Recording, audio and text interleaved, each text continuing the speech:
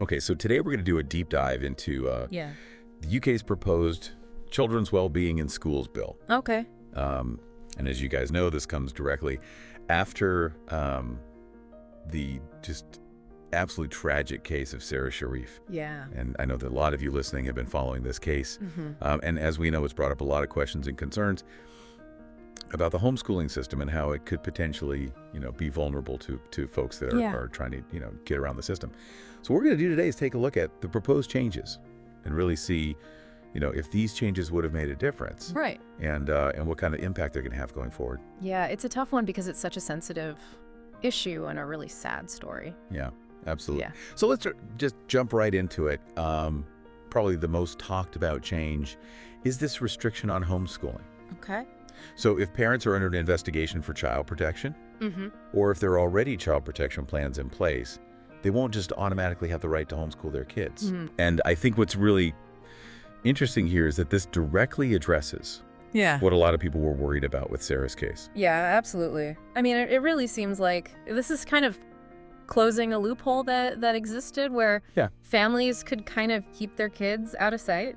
Right. Keep them away from teachers and social workers. Yeah, and it's almost like putting kids back in a more monitored environment. Exactly, making sure they're going to school so that if there is an issue, it's more likely to be noticed. Yeah, it's like that extra layer of protection. Yeah. Where you can't just, disappear the grid and do whatever you want. It's a good point. I mean, what about families who are homeschooling for legitimate reasons? Yeah, that's what I was thinking too. Like, what about, those parents who are doing it the right way? Yeah. How does this impact them? Well, I think that's where the challenge is going to be, finding that balance between protecting kids and respecting that parental choice. And the success of this bill is going to rely on how these rules are implemented. Do they actually avoid unfairly burdening families that are doing things right? Yeah, it's definitely a tightrope walk, for sure. Okay, so let's move on to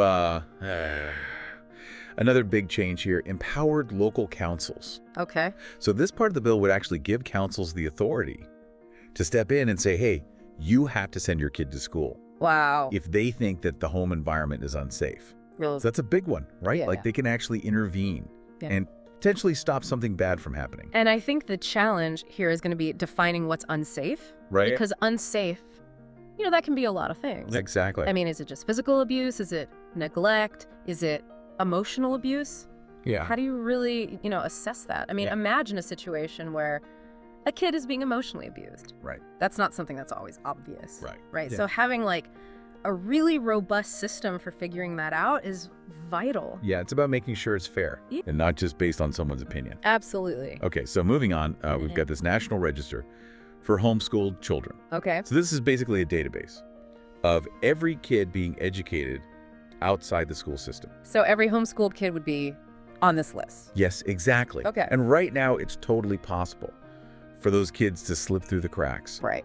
Because there isn't really a system to keep track of them. Yeah, and I think that's really what this is trying to do. Yeah. Is bring more transparency and accountability to the system. So regular check-ins, making sure they're actually learning stuff. Exactly, monitoring their progress, making sure they're okay. Right. Are they getting the support they need? Yeah, it's like going from, potentially being totally isolated to being part of a more structured system. Right, and I think that's a huge shift. Yeah, but I also wonder about the privacy concerns, having all this information about kids in a government database. Yeah, and that's definitely a conversation that needs to happen. How do we balance the need for oversight with the right to privacy? Yeah. I think the bill is going to have to address that, maybe through strong data protection and being really clear about who can see this information. Okay, so on to the final point. This is where it gets interesting. Unique identifiers for oversight. Okay. So these are like individual codes for each child that help track them and analyze data about them. Like a medical record? Yeah.